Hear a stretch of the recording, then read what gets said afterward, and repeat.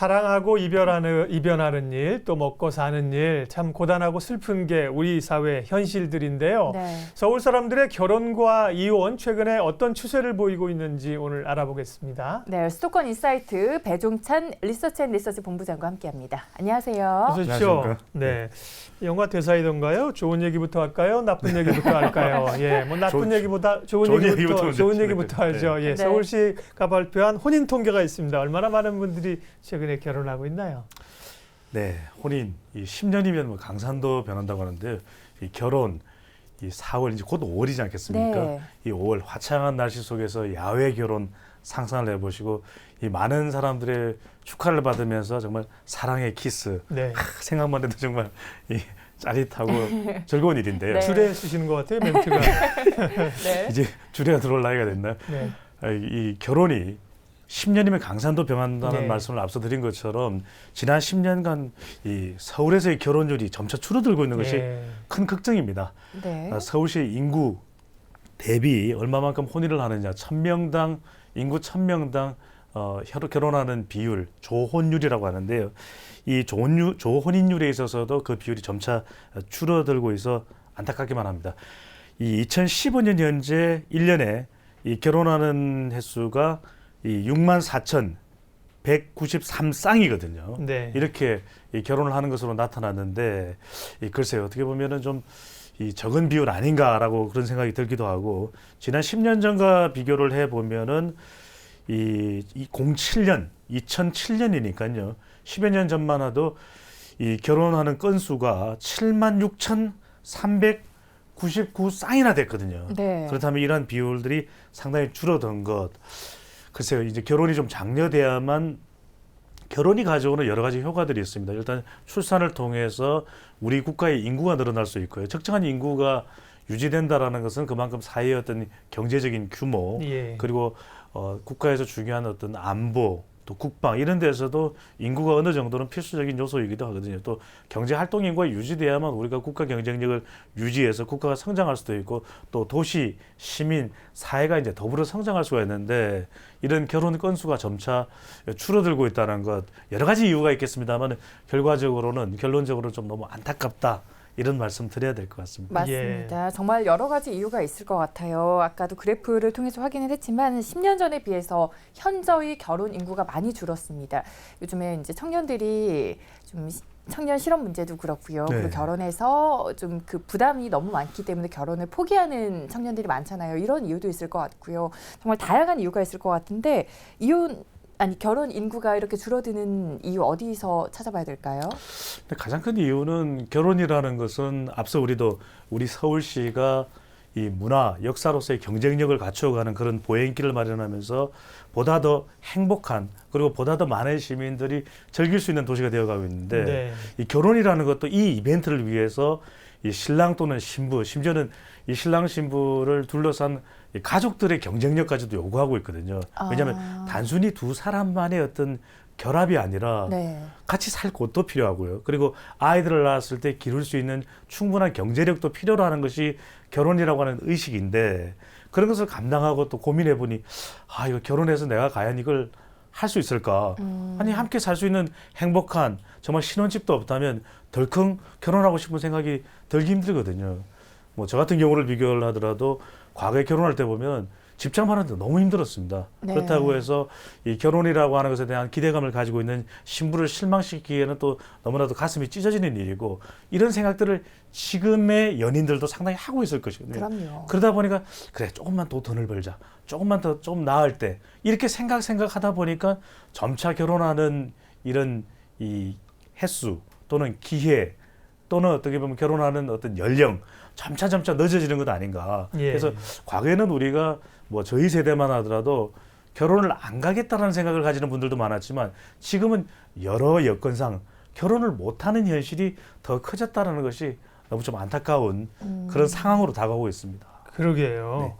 결혼에 대한 생각이 달라져서 뭐 안 하는 거야 현상일 수 있지만 안 하는 게 아니라 못 하는 게 된다면 참 안타까운 건데요.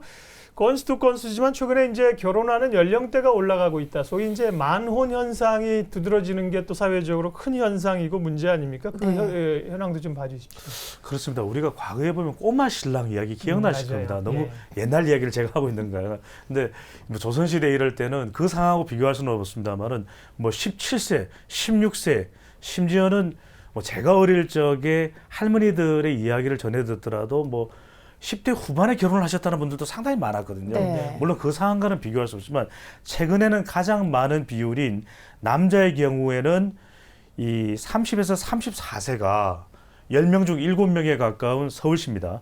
67.6%로 가장 많았습니다. 네. 그렇다면 만 나이로 따진다 본다면 거의 30대 중반이어야 겨우 결혼에 대부분 하게 되는 이런 상황들이 벌어지게 된다는 것이고요. 네. 그리고 여성들의 경우에도 비슷합니다. 이 주로 20대 후반, 30대 초반이 대부분이라는 것이거든요. 네. 그렇다면 여성들의 경우에도 30대 초반이 되어야 겨우 결혼을 하게 되는 사람들은 하게 되는 그런 정도의 연령대가 된다는 건데 다 과거와 비교하면은 이제는 30대가 결혼 정년기, 결혼을 할 수 있는 시기라고 이해된다라는 것이 글쎄요. 이것이 충분히 어떤 연애를 많이 해보고 서로의 어떤 결혼관이 숙성되고 난 이유라면 모르겠지만 그게 아니라 여러 가지 어려운 여건 때문에 이 나이가 돼서야 결혼할 수밖에 없다는 것이 좀 슬프다고 그럴까요? 이게 그냥 웃을 수만은 결코 없는 그런 상황으로 보여지는데요.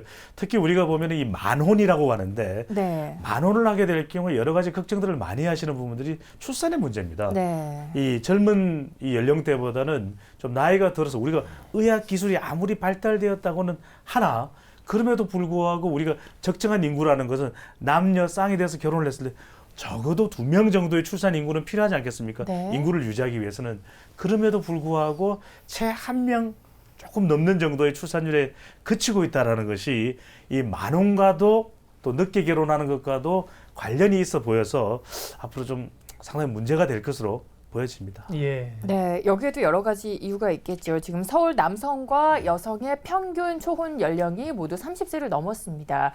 이렇게 초혼 연령이 계속해서 높아지고 있는 상황인데 여러 가지 복합적인 원인이 있겠죠. 그렇습니다. 가장 큰 이유는 경제적 이유인 것이고요. 네. 경제적 이유 중에서도 크게 두 가지는 우리가 저출산율도 많이 이야기하고 하는데 가장 큰 이유는 주거 문제입니다. 결혼을 하게 되지 않기 그렇겠죠. 때문에 예. 네. 또 결혼을 하지 않는다면 출산율도 적어질 수밖에 없는데 네. 그 결혼의 가장 큰 걸림돌이 되는 것이 역시나 주거 문제군요. 그렇습니다. 정부에서 보금자리 주택이라든지 또는 뉴스테이 많은 이야기들을 하고는 있지만 아직까지 아이들을 낳아서 기르고 또 결혼 생활을 어느 정도 여유 있게 가져가기에는 너무나 턱없이 부족하다라는 것이거든요. 네. 그리고 이 덴마크라든지 네덜란드 경우를 보더라도 웬만하면 비용적인 부담 없이 결혼했을 때 신혼집을 꾸릴 수 있는 그런 복지 제도가 되어 있습니다. 하지만 우리의 경우에는 가뜩이나 지금 취업도 잘 되지 않는 상황에서 주거 여건이 개선되지 않았을 때 결혼, 글쎄요. 많은 연인들은 많은 결혼 정령대에 있는 우리 청년들은 살 집이 있어야죠. 이런 이야기를 하는 걸 보면 그래서 이것이 단순히 우리 이 자녀들을 두신 부모님들의 걱정거리가 아니라 우리 사회가, 우리 국가가 그리고 우리 이 모든 우리 국민들이 함께 고민해야 될 문제로 보여집니다. 네. 주거나 직장 문제 때문에 결혼을 늦추는 경우가 꽤 많이 있지요. 네. 그런가 하면 이런 변화를 반영해서 인터넷상에서 최근에 미혼이 아닌 비혼이라는 그 단어가 언급량이 상당히 늘었다고 합니다. 그건 어떤 의미입니까? 예, 빅데이터의 언급량을 보더라도 뭐 수만 건 또는 수천만 건 심지어는 지난 10년간 누적을 해보면은 우리 젊은 세대들이 3포 세대다. 심지어는 최근에는 9포, 10포 세대라고 하는 네. 더 암울한 이야기가 나오고 있거든요. 과거에는 우리가 여러 가지 뭐 이 골드미스라고 해서 상당히 내 스스로의 여건이 좋지만 결혼이라고 하는 것을 좀 우리 사회 이 관습상 또는 여건상 너무 이 옥새가 될 수 있다. 네. 나를 어떤 자유로운 생활에서 옥매는 그런 것이 될 수 있다라는 것 때문에 결혼을 하지 않는 세대도 있는데 최근에 비혼이라고 하는 것은 결혼을 할 수가 없는 결혼을 안 하는 것이 낫겠다라고 하는 이런 경우인데 본인의 좋은 여건보다는 결혼을 할 여건이 안 된다라고 하는 것이거든요. 그렇기 때문에 뭐 살 집도 안 되고 그렇게 또 취업이 되어 있지도 않은 상황이기 때문에 또 좋은 배우자를 맞이하기에는 내 스스로의 스펙 자체에 대한 스스로의 어떤 열등감, 콤플렉스 이런 것이 강하다 보니까 과거에는 기혼이신지요, 미혼이신지요라는 구분에서 최근에는 기혼, 미혼, 비혼, 전 결혼 안 합니다. 네. 라고 이야기하는 세대가 더 늘어나고 있다는 점에서 글쎄요. 우리 서울시라고 하는 많은 편리함을 갖추고 있는 도시지만 비용도 또 많이 들 수밖에 없거든요. 이런 분들에 대해서 우리 공동체가 좀 노력을 해야 될 것은 무엇인지 좀 생각을 해봤으면 좋겠습니다. 예. 네, 그러니까 비혼 안 해도 된다, 하지 않을 것이다라고 나는 결혼하지 않을 것이다라고 생각을 하는 사람들도 많지만 그냥 그렇습니다. 해도 그만 안 해도 그만이라는 인식까지 늘어나고 있는 게 사실 현실이거든요. 또 결혼이라고 하는 것은 또 결혼식 자체에 들어가는 비용도 굉장히 많거든요. 맞습니다. 우리 사회에서 이 불고 있는 바람 중에 하나가 작은 결혼식, 네. 예. 비용 부담이 크게 없는 그런 결혼식을 했으면 좋겠다는 이야기를 하는데 그것 또한 어떤 우리 사회의 어떤 체면 때문에 예.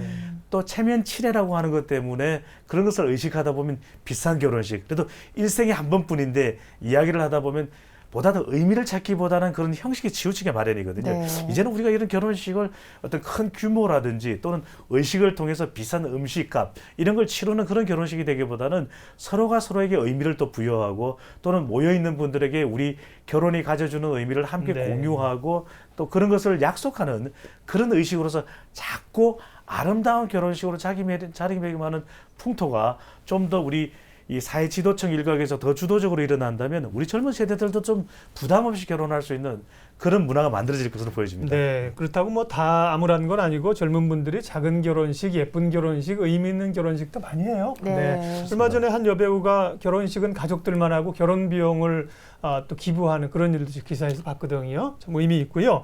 자, 사회적 현상 문제 얘기는 뒷부분에 좀 더 얘기하도록 하겠고 네. 결혼 얘기를 했습니다. 이혼 얘기도 오늘 해야 되는데요. 이혼 건수도 최근에 경기가 안 좋고 그러니까 늘지 않을까 싶은데 그럴까요? 아닐까요? 예. 네, 별로 하고 싶지 않은 이야기긴 네. 한데 하기는 해야 되는 게 이혼인데 이 아름다운 결혼의 추억만 생각하면 얼마나 좋겠습니까? 네. 하지만 살다 보면은 여러 가지 이유 때문에 결국 헤어지는 선택을 할 수밖에 없는 것이 이혼인데 예. 우리 서울시의 경우에도 가장 최근인 2015년을 기준으로 하게 될 경우에 이 이혼 건수가 한 2만여 건에 가깝습니다. 18,176건으로 그렇게 나타났는데요. 이 과거 10년 전과 비교를 해보면은 이 이혼 건수의 비율은 줄고 있네요. 6천여 건 네. 정도 줄어든 것으로 나타나고 있거든요. 네. 그래서 우리가 이혼 이야기를 많이 하다 보니까 좀 이혼 건수가 늘어나지 않았을까라고 보여지는데 예. 실제 우리 시민들의 일반적인 이혼 비율 자체는 늘어나지 않았다는 것이고요. 아. 예. 그럼에도 불구하고 그렇게 느끼는 이유는 최근에 우리가 일부 사회의 어떤 이 지도층이라고 할 수 있는 대기업의 이 상속자들 네. 또는 그들의 어떤 자녀들 중에서 초과 이혼 말하자면 뭐 엄청난 비용의 어떤 합의금이라든지 이혼 예. 소송금이 걸려 있는 그런 이혼들이 좀 부각되지 않았습니까? 예. 그러다 보니까 마치 이혼이 어떤 일반화되어 있는 것처럼 혹은 연예인들. 네, 예. 연예인들 이런 것들이 그렇군요. 아마 많이 부각됐던 이유일 것 같고요.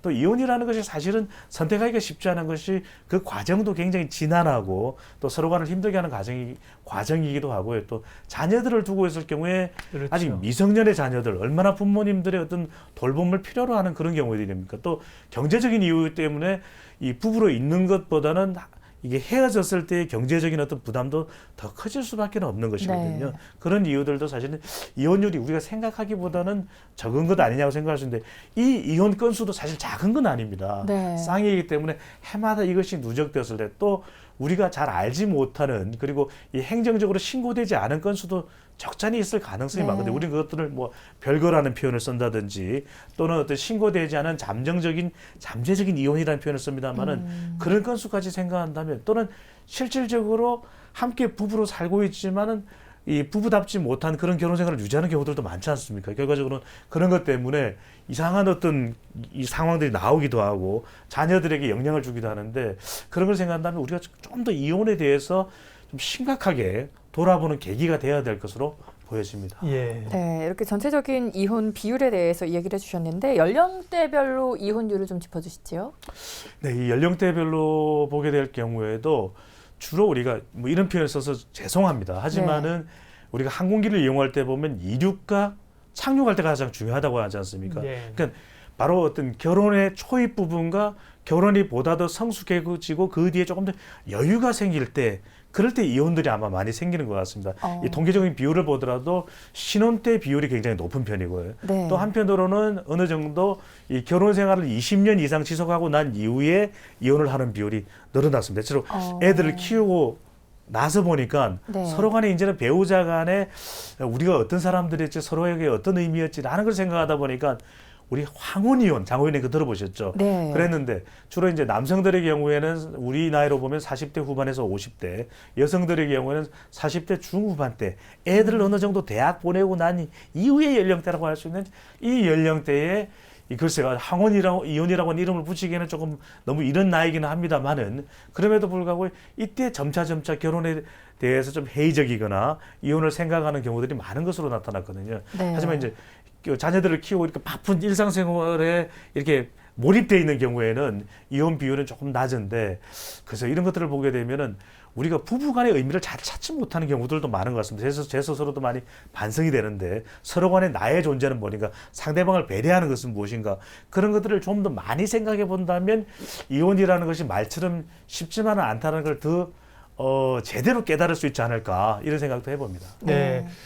이혼과 관련된 통계도 정리를 해주셨습니다. 일단 평균 이혼 연령은 전보다 5세가량 좀 늘었습니다. 이게 뭐 수명이 늘어난 요인도 있겠고요. 네. 보면은 결혼 초에 한 4, 5년 전에 그리고 20년 이상 된 부분들의 이혼 건수가 많이 늘었다는 걸 특징으로 봐주셨고요. 네. 이렇게 이혼이 이 수치적으로 늘지는 않았습니다만 어쨌든 뭐 이혼이 계속 되지 않습니까? 그러면서 나타날 수 있는 가정적, 사회적 문제 여러 가지가 있는데 아무래도 그 자녀들에게 영향을 줌으로 인해서 그에 따른 사회적 영향이 크지 않겠습니까? 그렇습니다. 이게 우리가 이 아동 폭력에 대해서도 우리 이 시간 통해서 또 우리 교통방송을 네. 통해서 분석해 드리지 않았습니까? 대부분의 경우는 부모, 가정 내 폭력들이 많았거든요. 네. 그런 경우에 반드시 그런 것만은 아니지만 부모님과의 어떤 성격적인 갈등, 또 그것으로 인한 아동 학대로 이어지는 경우들이 많았다면, 좋은 것은 우리가 아름다운 결혼도 중요하지만 저는 더 방점을 찍는 것은 아름다운 결혼 생활을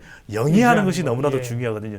많은 경우에 이혼을 하게 되면 성격차 때문이다, 이런 이야기 하지만 연애 기간이 7년이고 5년이고 3년 경우에 서로 간의 성격을 충분히 들여다 봤어야 됐던 것이죠. 그렇지 않았다면 그 결혼은 여러 가지 또 파탄을 가져오게 될 수밖에 없는 것인데, 저는 참 안타까운 것은 결손 가정이 될 경우에 우리가 무조건 참고 결혼 생활을 유지해야 되는 것만은 아닙니다. 네. 하지만 이러한 어떤 결혼 생활에서의 여러 가지 어려운 환경들이 아이들에게 고스란히 심리적으로 또는 육체적으로 영향을 미칠 수 있는 것이거든요. 자라는 아이들은 그 환경에 영향을 또 받을 수밖에 없는 것이기 때문에 실질적으로 우리가 이혼이라는 것을 하기 전에 많이 또들 이혼에 대해서 어려워하시는 이유가 자녀이듯이, 글쎄요, 이혼이라는 것이 우리 사회에서도 전통적인 유교관이 있지만 뭐 불가피하게 발생할 수밖에 없다면, 어느 정도 이런 표현이 좀 적절치는 않습니다만은 그래도 아름다운 이혼, 아름다운 이별을 하기 위해서는 최대한 우리 자녀들에게는 영향을 주지 않는 그런 어떤 좀 숙성되어 있는 성숙된 그런 어떤 이혼 가정을 또 보여줄 수 있는 우리의 노력은 무엇인가도 좀 꼼꼼히 짚어봐야 될 것 같습니다. 네. 자, 수도권 인사이트 시간 결혼과 이혼에 대한 이야기하고 있습니다. 결혼, 이혼 물론 개인의 선택입니다. 그런데 한편 출산율 그리고 결손 가정 속의 아이들의 성장을 걱정하지 않을 수가 없는데요. 이렇게 달라지는 세태에 우리 사회에 어떤 대응책을 마련해봐야 될까요? 그렇습니다. 앞서도 말씀드렸지만 결혼은 그 자체가 아니거든요. 네. 우리가 결혼율이 작다라고 이야기하고 또 출산율이 낮다라고 이야기하고 이혼율이 높아진다라고 하는 것은 해당되는 개인들이 노력해야 될 부분도 많습니다. 하지만 네. 그것이 단순히 개인들의 문제일까요? 결혼을 하지 않는 이유가 경제력에 달려 있다면 살 수 있는 집을, 그리고 아이들을 제대로 키워줄 수 있는 우리 사회적 공동체의 노력이 있어야만 결혼도 하고 마음 놓고 애도 낳을 수가 있는 것이거든요. 네. 그리고 한편으로는 우리가 그동안 너무나 이렇게 교육률 또는 아이들의 어떤 좋은 학교에 대한 진학, 이런 것만 강조하다 보니까 우리 부모님들의 희생이 너무 많습니다. 그 과정에서 부부 상호 간의 갈등은 또 심화될 수밖에 없다면, 이런 문제들, 근본적인 문제들을 좀 치유하고